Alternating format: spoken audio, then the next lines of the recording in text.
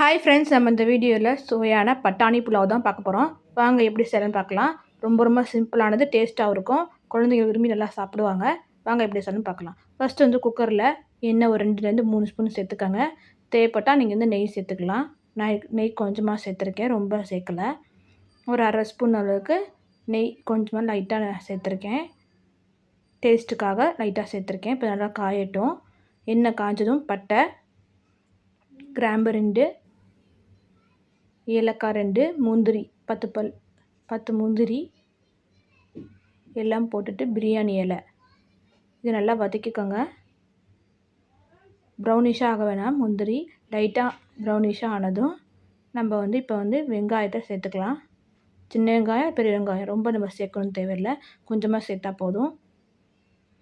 பிரியாணி நம்ம கூட போடுவோம், புலாவுக்கு வந்து கம்மியாக போட்டால் போதும்.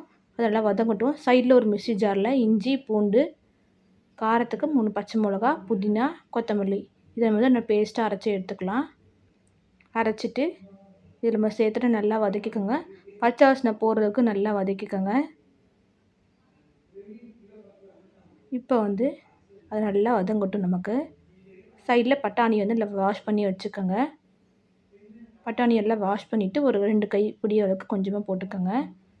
உங்களுக்கு எந்த அளவுக்கு தேவையோ அந்த அளவுக்கு நீங்கள் வந்து சேர்த்துக்கலாம். பாஸ்மதி அரிசி வந்து நான் 1/2 மணி நேரம் ஊற வச்சுருக்கேன். இப்போ 1 டம்ளர் ஊற வச்சுருக்கேன். அதுக்கு வந்து 1 1/2 டம்ளர் அளவுக்கு தண்ணி ஊற்றுறேன். கரெக்டாக இருக்கும் நமக்கு. இது தேவையான உப்பு சேர்த்துட்டு நல்லா மிக்ஸ் பண்ணி விட்டுக்கோங்க.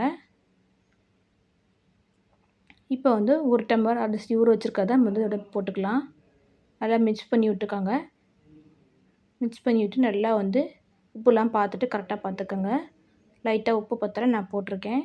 போட்டு மூடி வச்சதும் கொதி வந்ததும் விசில் போட்டு 5-10 நிமிஷம் சிம்மில் வச்சு ஆஃப் பண்ணிங்கன்னா அவ்வளோதான்.